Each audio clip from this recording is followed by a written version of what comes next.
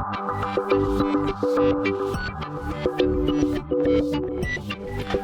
and welcome to my playhouse, and today I've been cleaning up.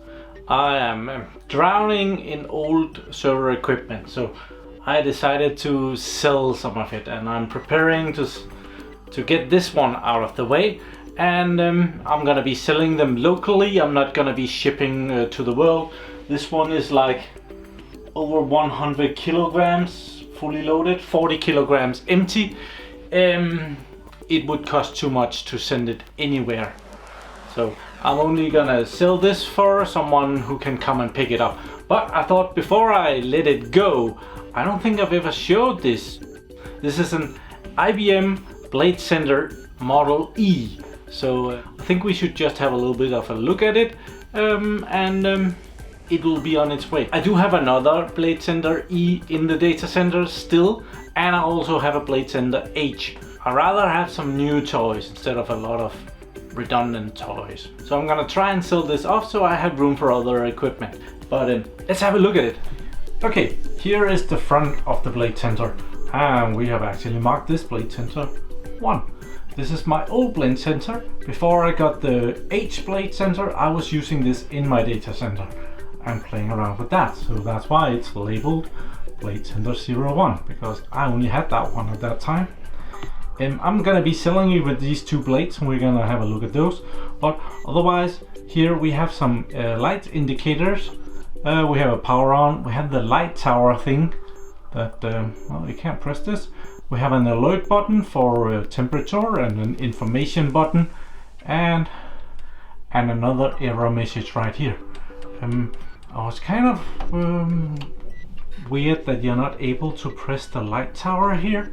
So, well, kind of it. It has one USB port on the front, then it has a CD-ROM/DVD drive, and it has a floppy drive. And this one even comes with a floppy. Look at that. I have no idea what's on it, but I'm gonna let it go together with the BladeCenter.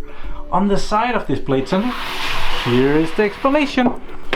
You can kind of take this out, and we could go have a look at it, and it explains different stuff about the BladeCenter. Service information, how to pop in different stuff, power supplies, fans, switches, fiber channel switches, and you can also put an acoustic something model on the back. Never seen that, but and there is something about the how everything is numbered, but I kind of like this thing that just pops out of the side of the BladeCenter, and you have all your explanation there. You don't really pop a blade server out of the rack except when you get rid of it again, and that's why they have put it in this slot over here, if I can hit that, so that it is available. And it's not really in the way there. It's kind of a neat setup that they made there. Then it's IBM branded right there. Down here it has the model number of the blade server, and over here it tells us that this is back from when IBM was calling their equipment E servers. Later on it was renamed to become part of the X server series, which we're not gonna go into. Up here we are told that an empty one weighs 37 kilograms. Fully equipped with all the 14 blades in it, it weighs 102 kilograms. You need more than 3 people to carry that when it's fully equipped. You need 3 people to carry it when it's empty. I carried it out here by myself, so it is manageable. So let's turn it around and see the back.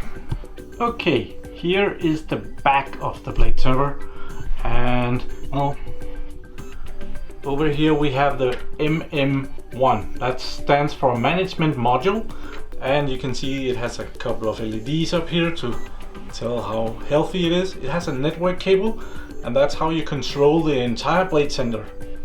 Very important. That's why down here there is room for a redundant one.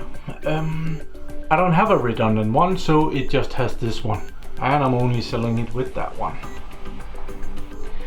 Otherwise, it has some power supplies. It actually has 4 power supplies, 2 here, 2 over here, and each of those are 2000 watts. So this beast has a total of 8000 watts available, but it has a redundant setup and it can lose a power supply or 2 without failing totally.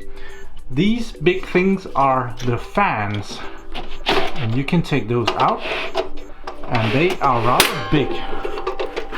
Here it can also run with just one fan, and it has a cover up here that goes down to not have the air going that way when the fan is not in, so it blocks some of the air there. I'm gonna see if I can put it back again.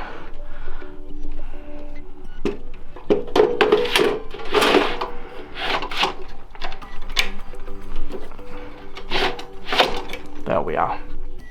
Pretty nice. Let's take a power supply out as well. One of these very big. Oh, they're actually not that big. Okay. 12 volts, 12.2 volts, 164 amps. That's kind of a lot, right? So, very, very nice. So let's put that back in again. Oh, we might as well just see the management card now that we're at it. All of these are just, it's small metal boxes that are not that much to see. You can kind of see it in here. There is a circuit board in there and stuff. Don't know if you can see that. Yeah, you can. So that's the management module. Let's see if we can put that back in again too, without breaking it.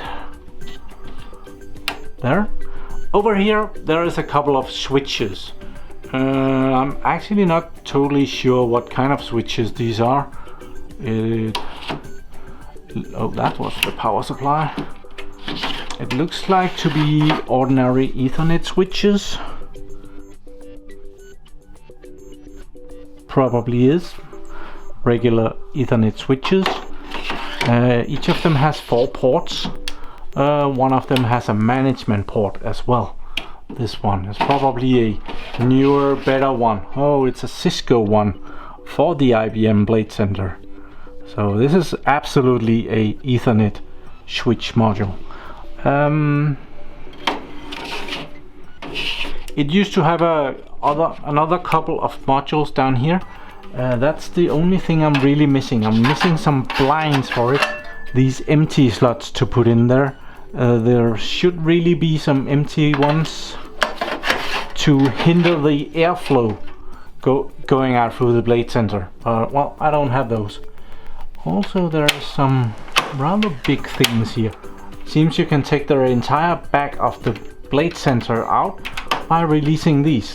Probably releasing some screws or something down here. I've never tried that, and I don't think I want to.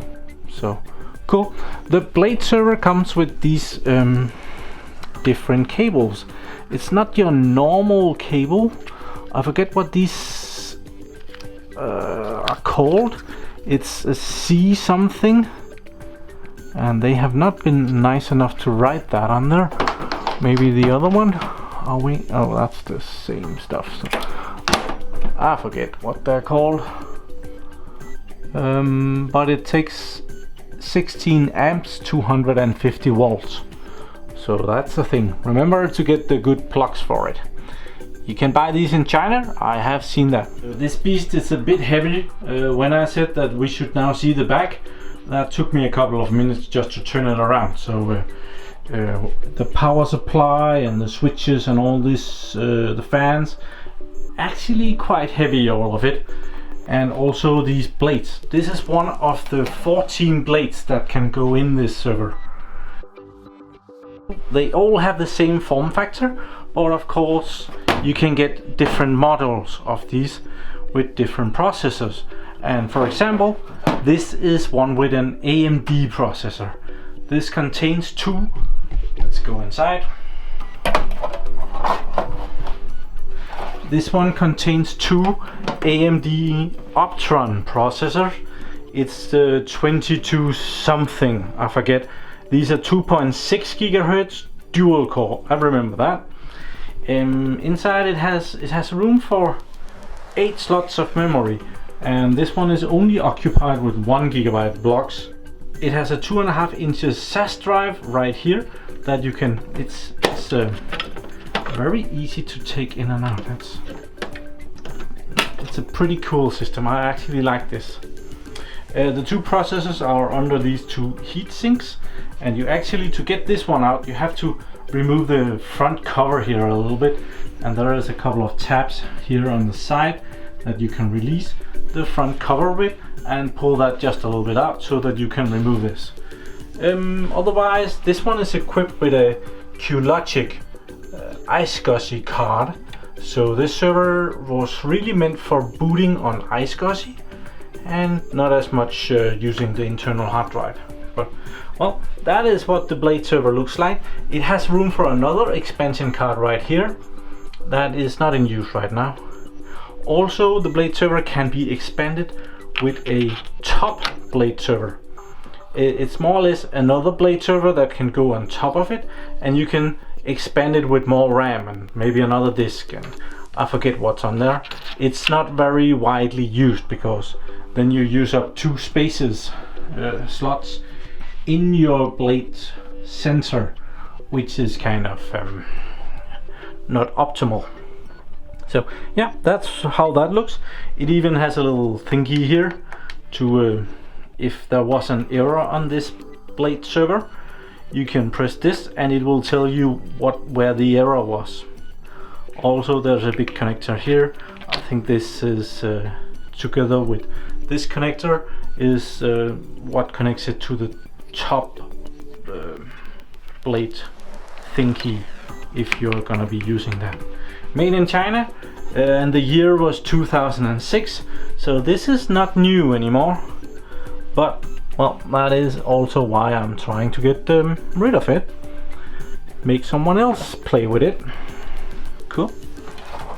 Well, that was a quick look at the IBM BladeCenter E that I'm trying to sell with a couple of AMD blades. When you're seeing this video, it has hopefully already been sold, so sorry about that. The videos are a couple of weeks behind. So thank you very much for watching my videos. Do subscribe to my channel so that you can see me again, and have a really nice day. Bye bye.